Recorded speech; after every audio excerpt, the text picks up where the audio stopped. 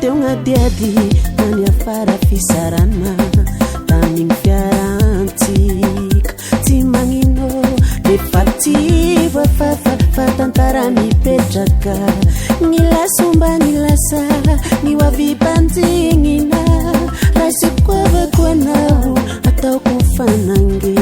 na hoe fatitra antsika hiavagna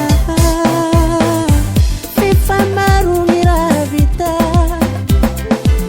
nandritrany ny arahantsika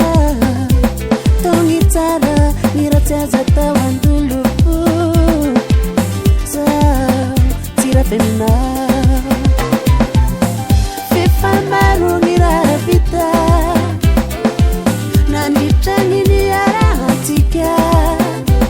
tao gny tsara ny ratsy aza tao andoloko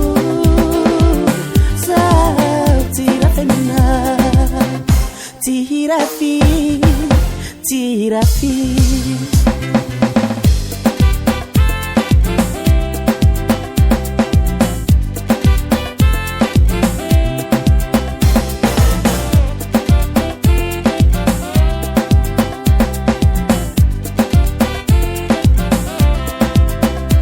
tikulumbelu nufusira azamiadi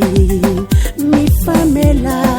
mandia tany milulu alalitra tsy maitilenga sulafaka raisokavako anao ataoko fanange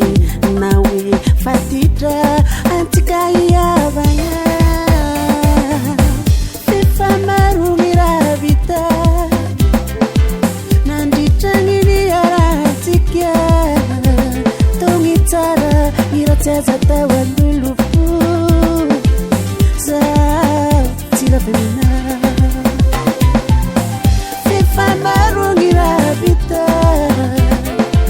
nandritrany ny arahantsika tao gny tsara ny ratsy aza tao andoloko zao tsirafemina tsirafi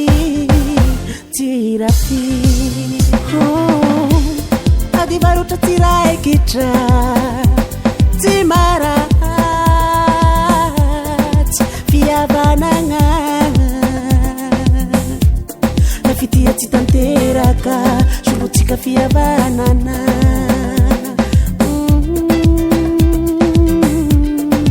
raisomitagnako marikiny fiavanana fefa maro gny raha vita nandritrany ny arahantsika tao gny tsara gny ratsy aza tao andoloko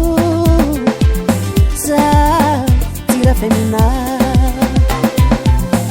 fefa maro gny raha vita nandritrany ny arahantsika